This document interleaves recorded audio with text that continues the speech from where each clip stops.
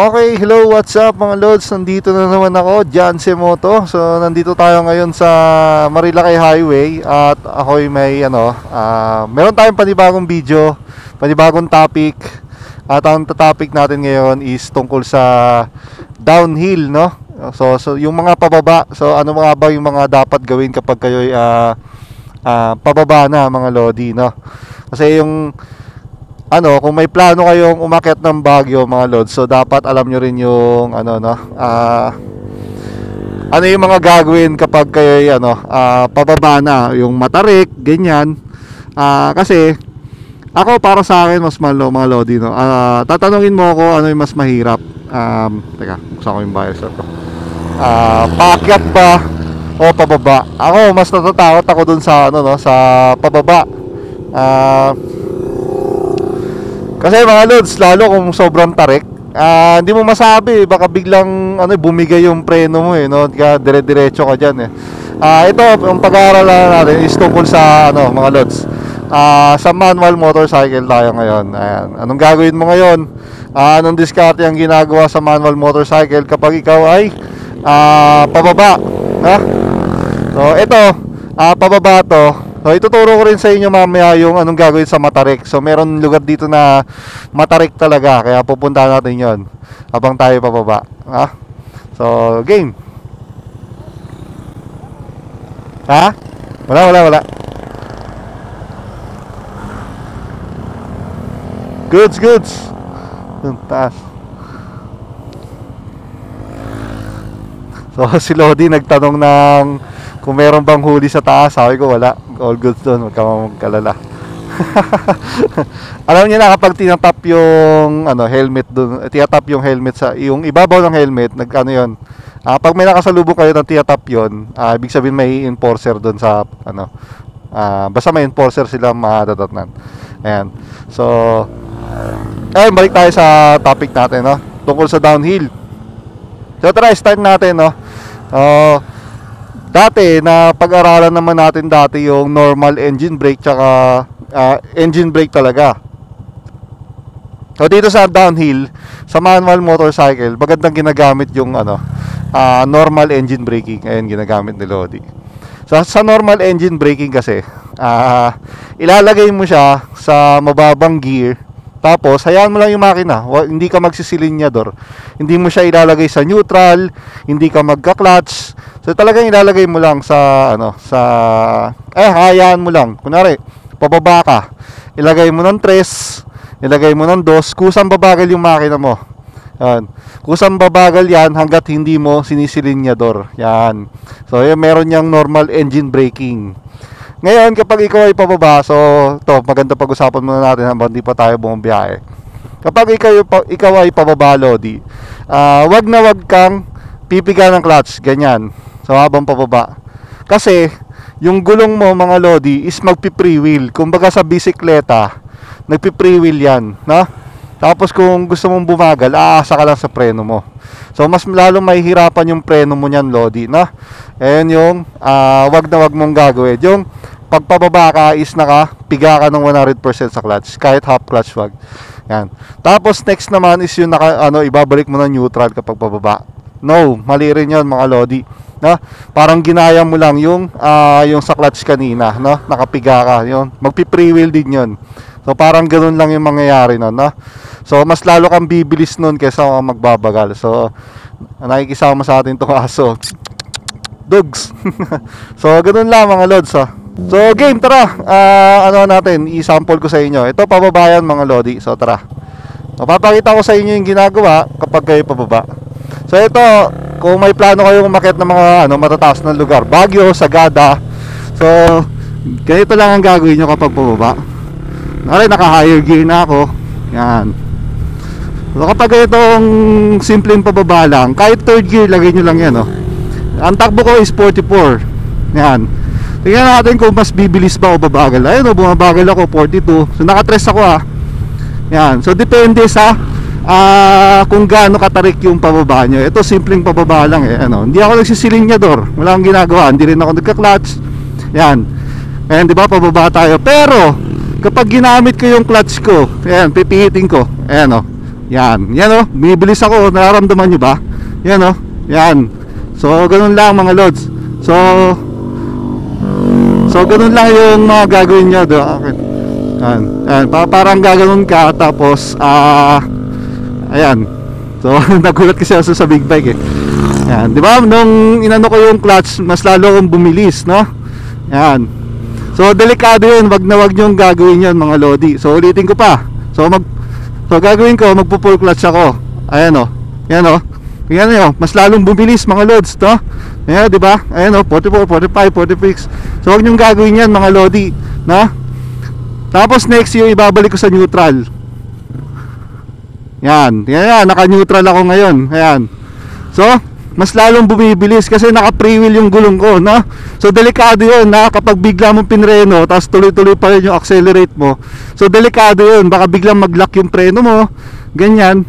Tapos biglang baka umusok o lalong sumobrang init. So wag na wag mong gagawin yung nag-ano ka, naka-neutral ka o naka-clutch ka, no? So balik natin. So yun. So paano naman kung for emergency? For example, tumatakbo ko ng 2 ngayon, 3, 4. Yan, no? Tapos bigla ako nawalan ng preno. Nawalan akong preno. Kailangan ko huminto. Doon mo na gagawin yung may isa pa tayong video niyan, yung engine brake plus rev matching, no? Yung engine brake plus rev match. So doon kasi ginagamit yung for emergency braking, na hindi ka gagamit ng preno pero nakakapag brake ka sa tulong ng engine. So ito yung engine brake plus rev match. Yung kanina is normal engine braking. So tingnan nyo, 4 ko ngayon. Uy, nawalan ako ng preno. Wait lang, may makasabay tayo, baka sabihin nila binabomba natin sila eh. So dito na papasok yung rev match. Ayan o, kunwari, yan, nawalan ka ng preno, hayaan mo muna yung makina mo. O i-ano mo na kagad, i-rev match mo na pababa. Ito, yun. Tapos rev match, yun o, di ba? Bigla akong bumagal ng walang tulong ng preno. So yung rev match na yan, may isa pa tayong video dyan. Hindi ko na ituturo dito. Hanapin nyo lang yung video ko ng rev match. Rev match yung pangalan nun, no? Okay. So ulit tayo. Kapag ikaw ay pababa, ayan, hayaan mo lang, normal engine braking, wala kang gagawin mga lods. Hindi mo ipo-full clutch, wag na wag mong gagawin yun. Ilalagay sa neutral, wag na wag mong gagawin yun, no? So depende sa bagal nyo kasi. Kunwari, tumatakbo kayo, mabilis na kayo. So kung depende rin sa bigat nyo eh. Kung sobrang bigat nyo kasi, yung bigat kasi nakaka-ano kasi yan sa bilis ng pagbaba nyo, yung paglusong, no? Yan. Tsaka depende rin kasi sa tarik kung saan nyo ilalagay yung gear. Pero kung mga normal na downhill lang, ako, mas maganda ilagay nyo sa 3rd gear. Pero yung medyo, ano na kayo, medyo lusong na talaga, magandang ilagay nyo yun sa 2nd gear. Tapos kung sobrang tarik na talaga, yan, yung delikado talaga yung kalsada, sobrang tarik. So dito meron tayong papakita sa inyo. Yun talaga 1st gear. Lalo na kung may dala kayong mabigat, so 1st gear nyo lang ilagay. So papakita ko sa inyo dito. Meron dito matarik mga lodi.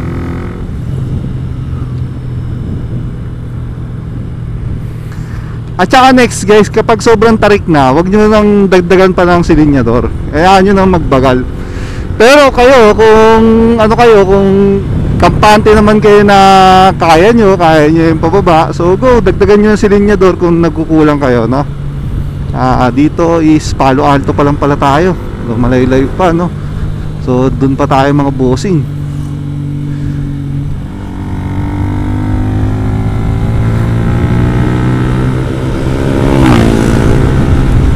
Yan o, 73. So tingnan natin kung makakano tayo, no?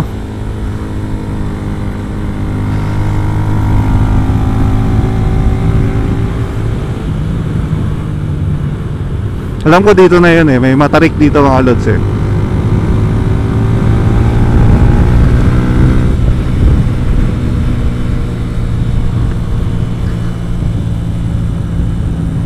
Alright, alam ko antipolo na to. Ayan o, wala nga akong ginagawa. Ayan, pabagal ako, no? Hindi ako pabilis, no? Ito nakakatulong sa inyo. Nakatulong din sa preno natin para hindi naman kagad maubos yung preno natin, no? Ayan. And then napapahinga yung preno mga lods. So ayan, tulong din yan. Kumbaga ang gagawin na lang ni preno, alalay lang dun sa ano natin kung sakaling medyo bumibilis tayo, no? Ayan.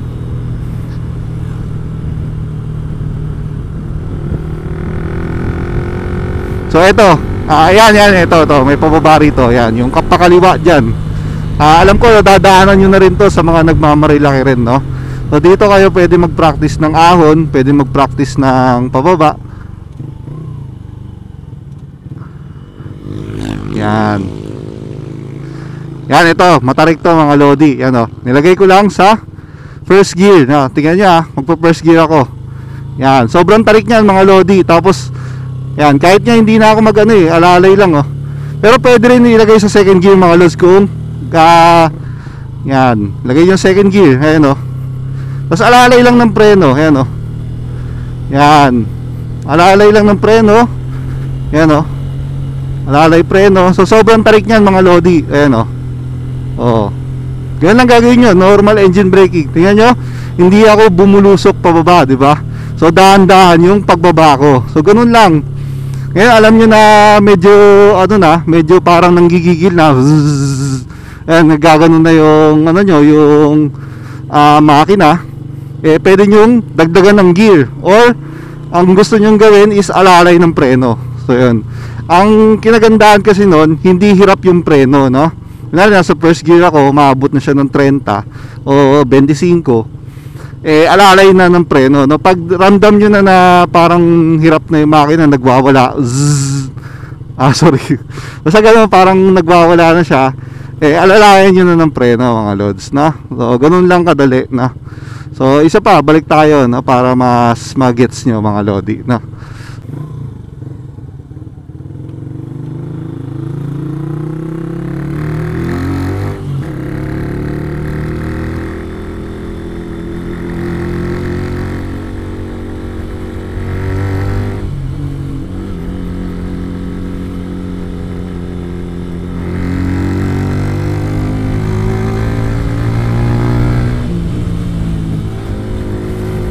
Ako mas nadadalian ako sa paangat ito matarik to, oh. Dito rin tayo gumawa ng video ng mga lodi, ng uphill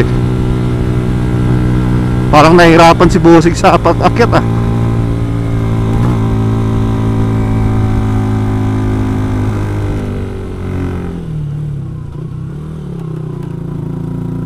Yan, uphill yan mga lods, no?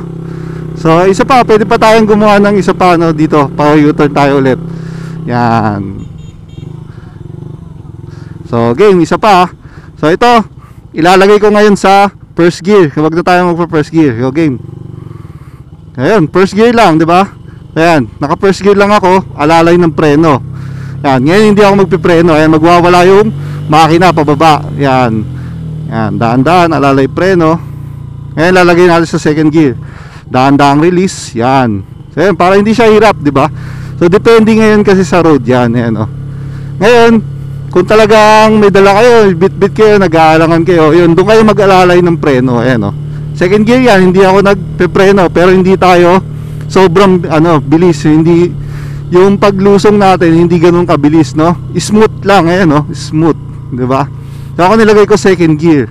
Pero pag sobrang tarik talaga, yung mas matarik pa dito sa binababaan ko. So yun talaga, first gear talaga ginagawa ko nung, tas alalay preno, no? Salitan yung ginagawa kong preno nun. Salitan, foot brake, tapos front brake. So kapag pababa loads, ano mas ginagamit mo? Ako, ginagamit ko talaga pag pababa is alalay ng harap. yan lagi kong ginagamit, no?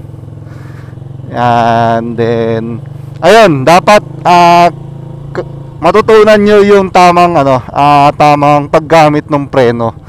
Yung alalay lang, ganyan. Yan.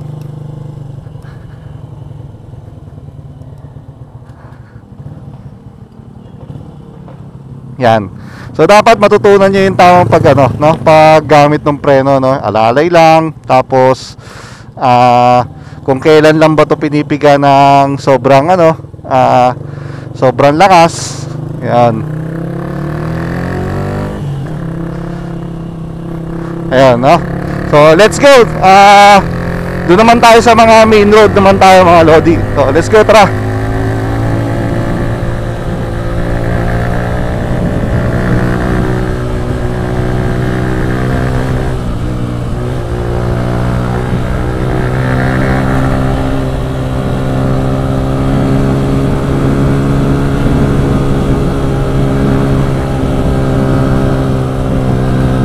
Grabe tarik talaga dito.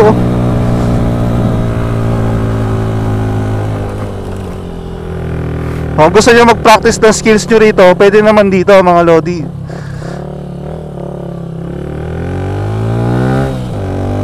Okay, let's go.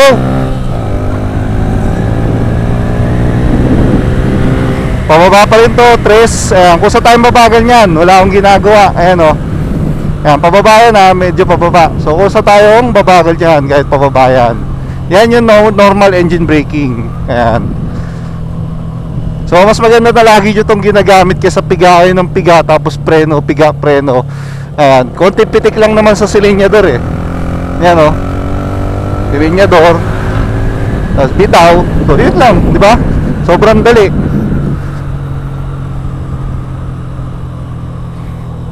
Tapos meron pa rito ang pababa mga lods, no?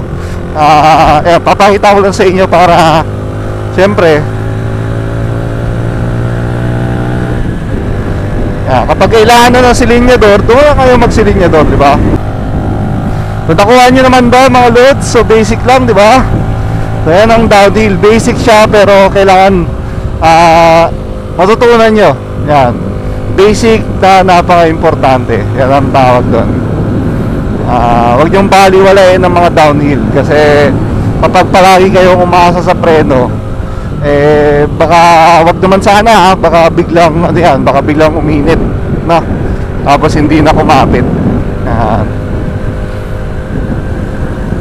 So ito pababa, ayan, lagay lang natin sa tres, di ba? Ayan, pababa yan, downhill. So tingnan mo naman, 56 ako, 55. So hindi ako bumibili sa 57. Ayan, ba? Nami-maintain ko lang, no? 56, 56, 57. Ayun, hindi ako bumibilis talaga, no? So talaga na-maintain ko, no? Ayan, pababa. So yan ang kinagandahan yan. So yan ang normal engine braking, no? Hindi ka gumagamit ng preno. Hindi ako nagpe-preno sa paa. Ayun, oo. Hindi ako gumagamit ng preno. Baka sabihin mo gumagamit ng preno eh. Yan. So yan ang normal engine brake. Yan. Tapos kung kailangan na gumamit ng silinyador, then sige, dagdagan nyo. Yan, di ba? O ganoon lang naman ka-basic yung technique dito sa manual kapag kayo pa downhill. Basta take note lang guys na kapag kayo pababa, wag kayong magpipiga ng 100% ng clutch.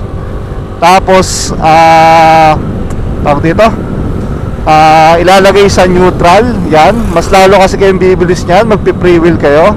And next naman is kung sobrang bilis nyo, tapos bigla nyo napiga yung clutch, wag nyo kagad i-release ng quick release, no? Dahan-dahan yung i-release yung clutch, no? Yun lang is kung napunta talaga kayo dun sa pagpiga ng clutch, no? Kasi bigla na lang magwawala ng gusto yung makina niyan kapag bigla nyo ni-release. Tapos sobrang bilis ng takbo nyo. Yun. So yan lang, take note lang dun ha. And meron pa ba? Ayun, paalala ko lang sa inyo na yung paggamit ng preno, lalo pag pababa, is hindi biglaan. Dahan-dahan lang yan. Mararamdaman nyo naman kapag kumakapit na yan eh. So pipitik-pitik lang kayo dyan. Ako, ang maganda yan kapag dire-diretso yung pababa. So sobrang haba ng pababa mga lods. Talagang mahaba yung kalsada na pababa. Ang gawin nyo lagi mag-check brakes kayo. Ano yung check brakes, lods? Ito yung pipitik-pitik lang kayo sa preno nyo. Yan. Kumbaga every 10 seconds pitik ka sa preno mo. Yan. Check brakes ang tawag doon, para at least alam mo na okay pa yung preno mo. Kasi kapag tuloy-tuloy na pababa, biglang bumilis na yung patakbo mo, sabi natin umabot na ng 90, 80, pagkapit mo ng preno mo niyan, ako talagang ano ka agad yan eh. Alam mo yung parang usok agad eh. Zzz, ganun ka agad, no? Yan. So kaya ako, pag pababa ako, galing kaming Baguio, check brakes ako lagi. Yan. Yan ang ano nyo, para alam nyo sa sarili nyo na kapit pa yung preno. Hindi ka madadala sa pagpiga ng silinyador. Alright mga lods, so kahit ano pa man yan, lagi nating isipin na mag-ingat sa pagdadrive. So sana may natutunan kayo dito. Kahit basic lang, pero basic lang to, pero napaka-importante niyan sa manual na motorsiklo. So yun lang mga lods. Nakailang ano na tayo, ayun. So ito na talaga, final na. So bye bye and peace out.